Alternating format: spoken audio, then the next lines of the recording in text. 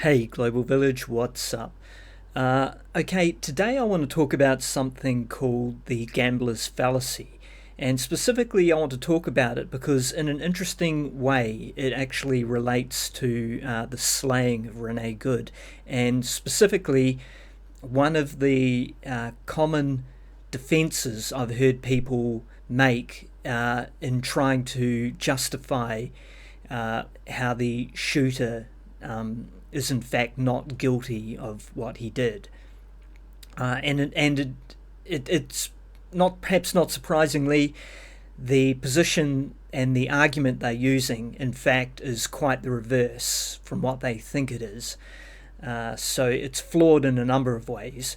But the thing about the gambler's fallacy is that it is a function of how the human mind works, and primarily it's because we have memory, so we remember past events and we tie those events to future events, even though they are completely independent of each other, i.e., what happens in the next event in no way is influenced by what happened in the previous event, at least not in any direct fashion. But I will talk about that a little bit more later. I also want to just say I apologise if you happen to have left either a comment where you've said something nice, or you've offered some constructive criticism, or pointed out something I didn't notice and I didn't respond to it.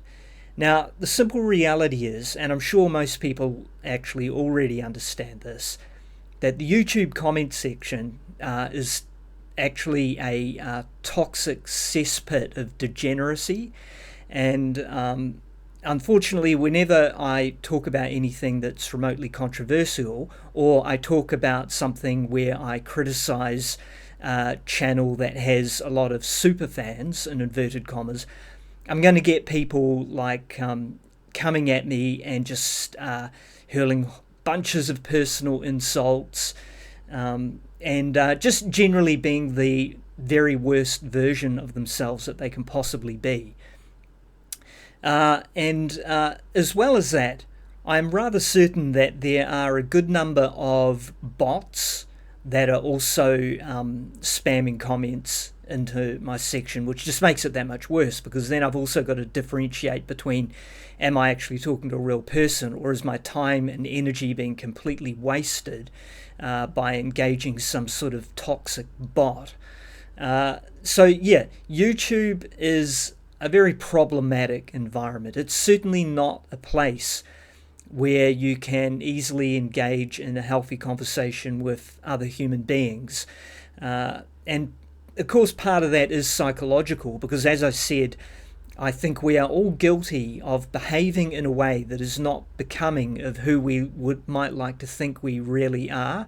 And certainly in a normal face-to-face, normal person-to-person interaction, we would probably never speak to and treat the other person in the way that we feel we are more than justified in doing, because we're separated by a computer screen and a cloak of anonymity. So anyway, I just wanted to get that out of my way. I will occasionally visit the comment section, and I will try to, you know, reply back to people who I think are being genuine, even if they're being genuine in their criticisms. Like, I am only human, so I get triggered just like someone else. So when someone, makes a toxic comment or insult towards me, my initial response is to just engage in a debate with them, and it's never a good idea. So the reality is, I'm just going to stop doing that. If someone's just taking a steaming dump in my comment section, I'm not going to actually remove that comment. I'm going to leave it there, because at the end of the day, I do actually genuinely believe in free speech, unlike people like Elon Musk, who love to talk about it, but very clearly by their actions believe in their free speech, and certainly not the free speech of anyone who disagrees with them. I'm not that guy. I'm not going to censor people because they're making an asshat of themselves. Go for it. Do your worst. I'm not going to stop you. But I'm not going to try and engage in something that's obviously a lost cause either. Now, that brings me back to this gambler's fallacy thing, because one of the arguments that some people use to defend the killer, I think some of the people are sincere with what they're actually trying to debate. They're wrong, but they are sincere. Now, before I get into their argument specifically, I just want to talk about this gambler's fallacy thing. And it goes something like this. If you were to flip a coin that is fair and balanced, and you did that 10 times in a row, the chances of you landing on heads every single flip is about 1 in 1,000. And in other words, it's extremely unlikely. And there's a simple mathematical proof to verify why this is the case. So if you flip a single coin, and therefore it is a 50-50 chance, heads or tails, then what you do is you every time you flip that coin and expect the same result or a specific result, you actually just multiply the probabilities together. So in this case, it's 0.5 or 1/2 times 1/2, which gives you 1/4. So the chances of getting heads 2 times in a row is actually 25% or 1/4. And you just keep doing that. So the chance of getting heads 3 times in a row is actually, 1/2 times 1/2 times 1/2 or 1/8, which is 12.5%. So as you can see, the odds go down significantly every time you flip that coin of actually landing on the same side of the coin repeatedly. But there's a problem with this probability calculation, because people take it to mean something that it doesn't actually mean. And I can demonstrate that with a simple hypothetical. Let's say someone comes to you and they say, here's a coin, we're going to flip this coin 3 times in a row, and I will give you $100 if the coin never lands on heads on either of these 3 coin flips.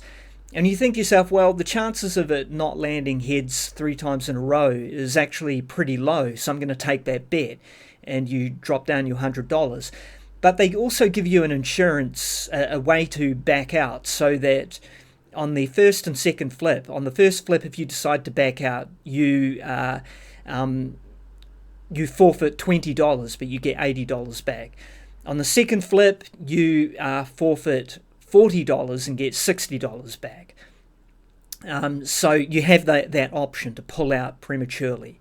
And so anyway, they flip the coin and it lands tails.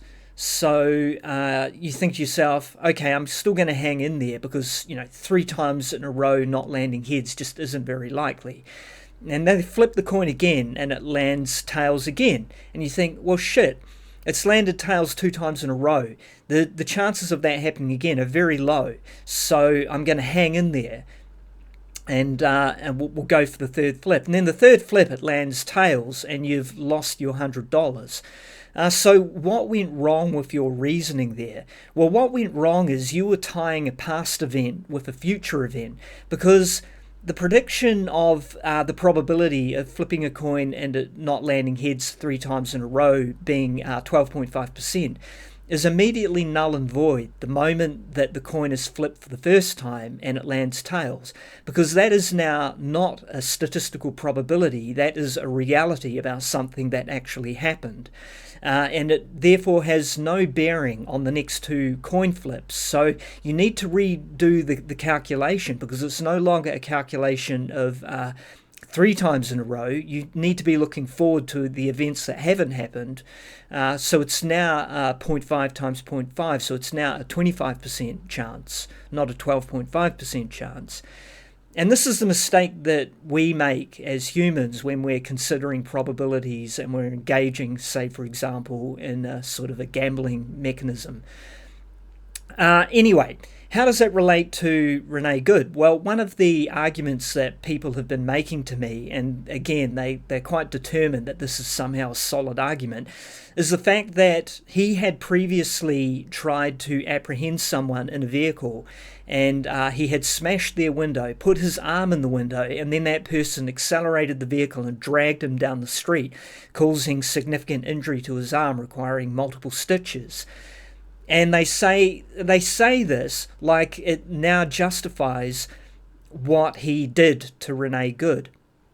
And it demonstrates the idea that what happened in that previous incident somehow carries over to what happened with Renee Good. And it doesn't, because if he is a law enforcement professional, these are two completely separate incidents, and he needs to conduct himself like a professional in both of these incidents, regardless of how the previous one played out. Now, I would suggest to you that actually sticking your arm in a window you've just smashed when you've got a high pressure situation with a person that you have no idea how they're going to behave or respond is in itself not something you should be doing. He shouldn't have put himself in that situation. But regardless of that particular situation, where obviously the person who drove away, dragged him down the street, is guilty of a crime, there's no doubt about that, and they should be arrested and should be properly investigated as to what they did. That has no bearing on what happened between him and Renee Good. And if it does have a bearing, then it's likely because he was in some way traumatized or influenced by the previous event, therefore prejudicing the way he behaved when he ultimately shot Renee. So the only argument you're actually making is the argument that he probably did something that was influenced by a previous event that caused him to behave in a way that was not justified in the context of the situation that he was actually dealing with when it came to Renee. So I stand strong by the point of view that everything we saw about that event, if you're trying actually to be objective, would suggest that he was not justified in executing this poor woman. And I'd further say that the people that continue to debate that he was justified in doing that are actually engaged in the culture war.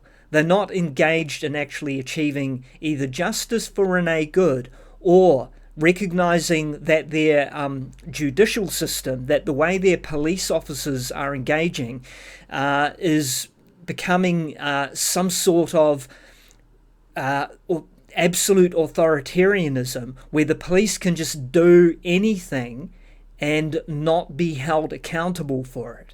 Because that seems to be the world that you're voting for. So be very careful, because one day that absolute authority will come back to bite you and will happen to you, and you will have no recourse, no way of actually saying what they did was wrong, because there simply is no investigation allowed. They have absolute authority. All right, Bendy out.